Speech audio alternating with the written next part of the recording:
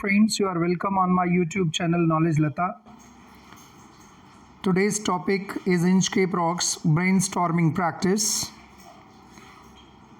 If you are watching this video for the first time or this channel for the first time, please subscribe and press the bell icon so that you can get the notification of my upcoming videos. Please like and share it if you like this particular video. इससे पहले 3 part हमने publish कर दिया इसका regarding explanation of the poem, first, second and third. ये 4th part है brainstorming का, where we are going to do the exercises. देखेंगे हम. The number 1 is narrate in the group the scene described in the beginning of the poem. Poem के शुरू में जो scene describe किया गया है उसको अपने ग्रुप को बताओ. ईजी वर्ड्स में सुनिए. There was no wind blowing at that time, means wind was not blowing, waves were not rising high, the ship was not moving, the lower part of the ship was not receiving any motion, no pressure, the waves were rising very low and they were falling also very low. There was not a lot of movement into the ocean, and there was the waves they were rising so low that they could not be seen, they could not be heard, we could not hear their shock also. मतलब समंदर एकदम शांत था. यही narrate करना है. Now the second one. Complete the following statements. The abbot of Aberbrothock placed a bell on the Inchcape Rock because. हम आपको ये बता दें पहले कि बहुत बार कैसा होता है कि अगर हम रेफरेंस बुक इस्तेमाल करने जाएं तो जो क्वेश्चन के आंसर्स होते हैं वो बहुत बड़े बड़े होते हैं, पर वैसा आंसर लर्न करना मुश्किल हो जाता है. इसलिए क्वेश्चन का जो मेन पार्ट है that should be in our mind. तो हमने इसलिए आंसर्स को छोटा करके लिखा है. जैसे The abbot of Aberbrothock placed a bell on the Inchcape Rock because he wanted to save mariners from the dangerous Inchcape Rock. उसने Inchcape Rock पे बेल इसलिए प्लेस किया था ताकि जो मरीनर्स हैं वो Inchcape Rock से बाढ़ में अपने आप को बचा सकें, उससे टकराएं नहीं, घंटी की आवाज़ सुन करके अपनी दिशा बदल दें. The mariners were grateful to the abbot of Aberbrothock because they saved their life because of him.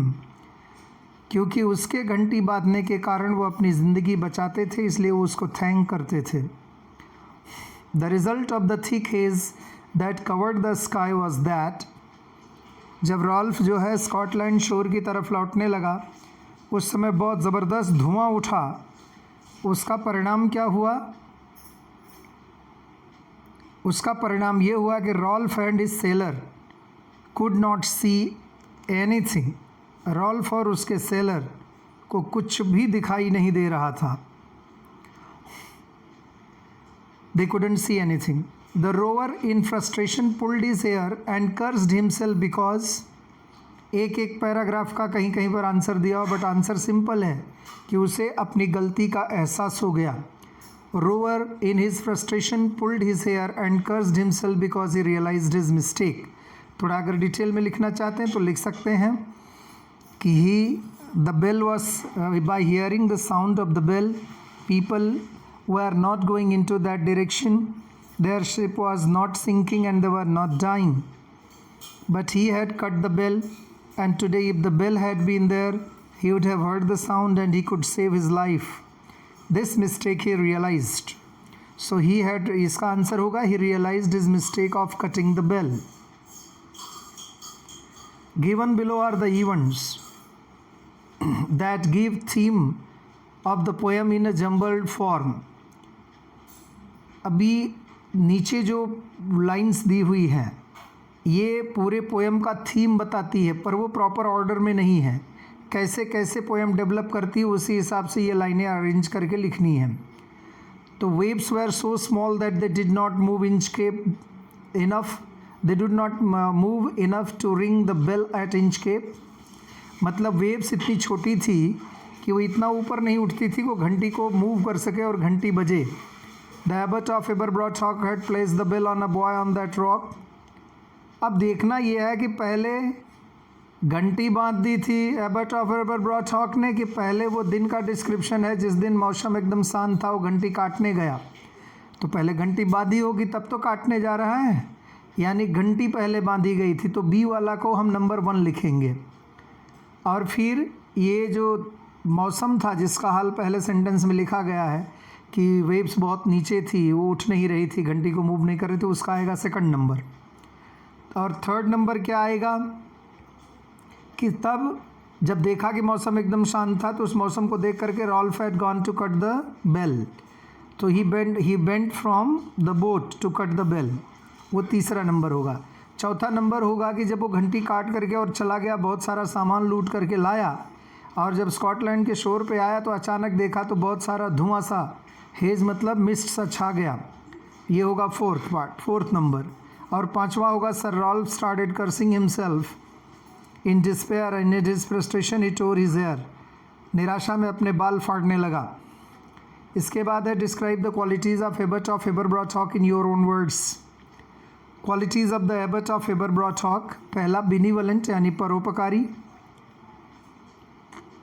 दूसरा बिग हार्टेड या लार्ज हार्टेड दया करने वाला, केयरिंग पर्सन ध्यान रखने वाला, तभी तो घंटी बांध दी थी, concern for the ships and mariners, ships समंदर में शिप और मरीनर के विषय में बड़ी चिंता थी, ह्यूमैनिटेरियन मानवतावादी था, और सेल्फलेस था, स्वार्थ नहीं था उसमें। Jealousy is the most incurable defect. Jealousy होती कब है, देखो इसमें लिखा है जेलसी इज बॉर्न आउट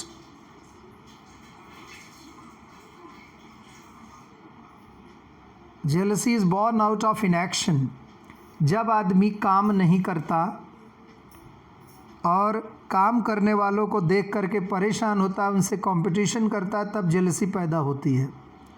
तो ये तब तक क्योर नहीं होगी जब तक एक्शन आएगा नहीं, यानी जब तक आप काम करेंगे नहीं। अगर आप दूसरे को देख के सिर्फ जलते रहेंगे तो इसका आंसर होगा कि jealousy is born out of inaction and it will remain always incurable till the time the action is not done. And one more cure for this is that you have to satisfy yourself at that particular with whatever you are having. तो jealousy incurable है तब तक जब तक कि satisfaction और action नहीं आता, और इसके यही 2 उपचार भी हैं। बोलता है but the rover's mirth was wickedness, explain this line. Rover का मर्थ, उसमें लिखा गया कि everything was full of mirth, पूरे सारा वातावरण, सारे जीव, सारी चीज़ें बड़ी खुश नज़र आ रही थी। लेकिन रोवर भी खुश था, लेकिन उसकी खुशी वैसी नहीं थी जैसी दूसरों की थी। तो यहाँ देखो लिखा हुआ है other creatures were happy but their happiness was positive, but the rover was happy but rover was happy because his bad mission of the cutting bell was successful. Rover इसलिए खुश था क्योंकि उसका लोग इसलिए खुश थे कि उनका अच्छा मिशन सफल होने जा रहा था, ये इसलिए खुश था कि इसका बुरा मिशन सफल होने जा रहा था। तो दुष्ट लोग बुरी चीज़ों में ही खुश होते हैं। Some words in the poem are related to the different parts of the ship और अ मरीनर्स लाइफ। नीचे दिए हुए कुछ सेंटेंसेज और क्लॉजेज, फ्रेजेज हैं जो मरीनर्स या शिप के पार्ट के, मरीनर्स की लाइफ या शिप के पार्ट के विषय में बताते हैं। सेंटेंस देखो और उनके सामने वो वर्ड लिखो। Helps in steering the ship, ship को स्टीयर करने में क्या मदद करता है, एक तो स्टीयरिंग और दूसरा व्हील। स्टीयरिंग लिखा ही है तो आगे लिखेंगे wheel. The lowest part of the ship, keel. Floating object that shows direction, buoy. Name, another name for ship used in the poem, vessel. Sinking sound, gurgling sound. इसके आगे दिया हुआ है कि बैलेड क्या होता है। Ballad is a type of poem which is sung into the folk area. It is a folk song in fact, and it is a narration. It is a story is told into this, and while singing it they move from this way to that.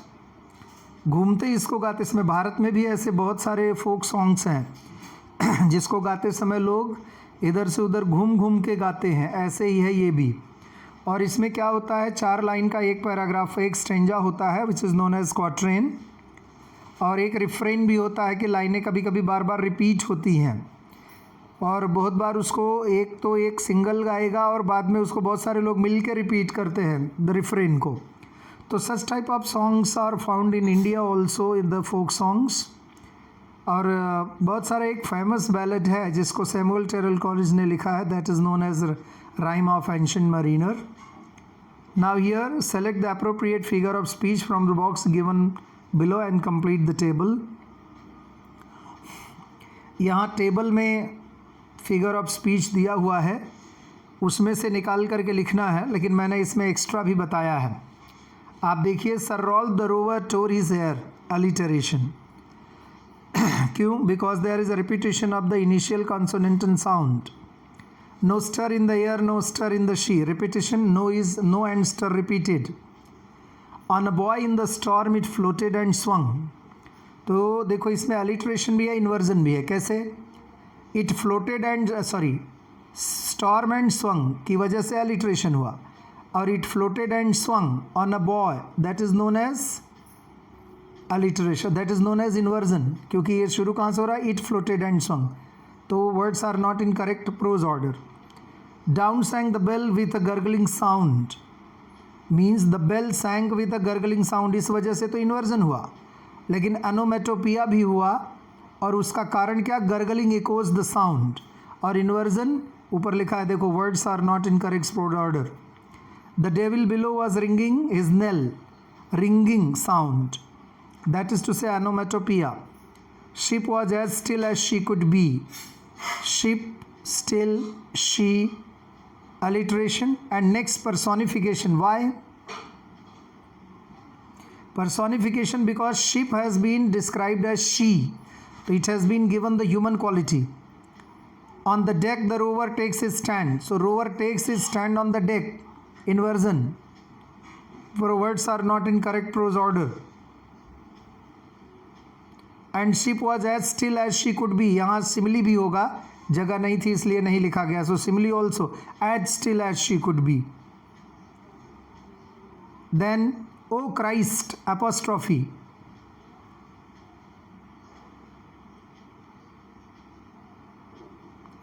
And where it is written devil was ringing his bell, there metaphor is also there here. O Christ, there it is apostrophe. Now write an appreciation of the poem. So appreciation is written about by writing theme, title, figure of speech. Figure of speech you have already seen. Title, justified Inchcape Rock, because the whole story rotates around the Inchcape Rock itself. That's why the title is appropriate. And then the theme is already we have seen. That wickedness, moral and the theme, the wickedness never goes unpunished, and as you sow, so shall you reap. And then what happens ki that a good man, abbot of Eberbroth Hawk, places the bell on the Inchcape Rock to save the mariners. By hearing the sound of that bell, the mariners don't go in that direction and they save themselves. But Ralph was jealous of it. He had cut the bell, and finally one day he was caught in that particular storm, and at that time he started repenting and cursing himself that how nice it would have been if he would not have cut the bell. That is for this brainstorming. Hope so that you would have liked this video. Thank you.